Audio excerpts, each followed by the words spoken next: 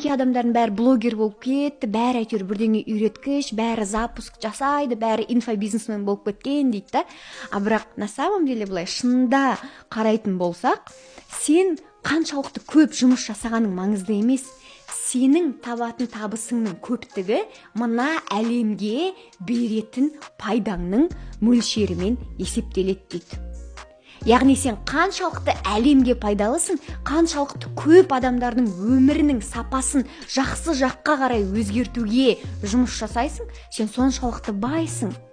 Вот міне неге там үлкен корпорациялардың, холдингтардың бастықтары ештеңе жұмыс жасамай, встречадан встречаға барып, үлкен корпорация создать етіп қойып, мультимиллионер, мультимиллиардер болып жүреді. Ал офисный работниктер таңдан кешке дейін жұмыс жасайды, вот оларда адал еңбек, но олар ай сайын сол 200 000 теңге зарплата алады. Айтайын ба неге екеуінің айырмашылығы